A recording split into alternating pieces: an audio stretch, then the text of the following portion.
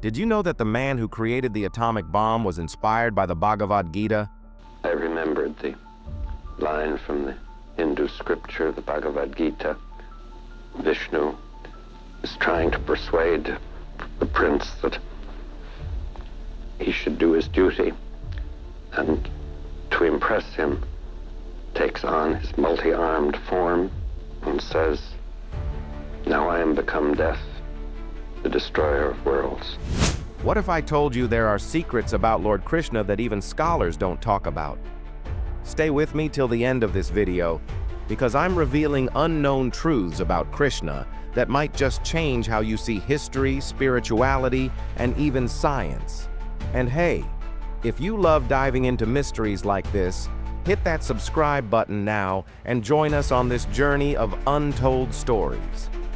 Imagine this: an indestructible warrior, a divine power meant to make him invincible, and a twist that no one saw coming. Yes, I'm talking about the war between Duryodhana and Bhima. But the real story lies in what happened before that infamous duel. When Gandhari, the mother of the Kauravas, learned that only her son Duryodhana had survived the war, she decided to make him invincible. She asked him to stand naked before her so her divine gaze could turn his body into an unbreakable fortress. But Krishna intervened, planting a seed of doubt. "Duryodhana," he said, "you are meeting your mother like this? Cover yourself at least a little." The outcome? Duryodhana's covered thighs became his weakness, and Bhima exploited this to fulfill his vow of breaking them. The Pandavas' victory in the Mahabharata hinged on this single act of deception. Was Krishna wrong? Or was this the only way to ensure justice? Let me know your thoughts in the comments. Fast forward thousands of years, Robert J. Oppenheimer, the father of the atomic bomb, stood at the brink of history. "Now I am become death, the destroyer of worlds." Nervous, he turned to an ancient Sanskrit verse from the Bhagavad Gita for strength. The line he whispered, "Now I am become death, the destroyer of worlds."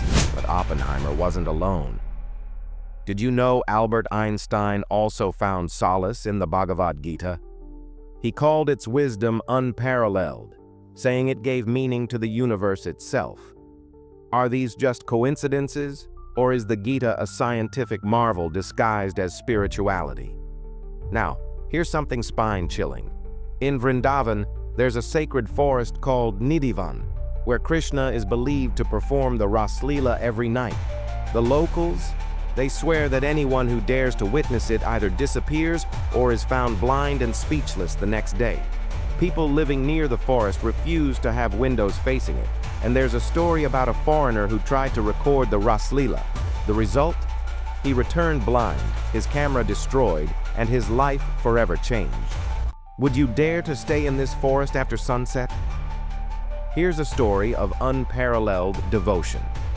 Once Krishna fell gravely ill, and the only cure was the dust from the feet of someone who loved him selflessly. His 8 wives refused. They feared it was sinful. But the gopis, they didn't hesitate for a second. When asked if they weren't afraid of going to hell, they said, "For Krishna, we're ready to embrace any fate." Their love transcended heaven and hell, reminding us what true devotion looks like. In the aftermath of the Mahabharata war, a grieving Gandhari blamed Krishna for the destruction of her sons. She cursed him, saying that his entire dynasty would meet the same fate. Krishna, knowing the inevitability of karma, accepted the curse with a smile. And just as she predicted, decades later, Krishna's dynasty fell, destroyed from within. Was this the price of righteousness, or was it fate's cruel irony? Schrödinger, Heisenberg, Einstein, they all saw something extraordinary in Hindu scriptures.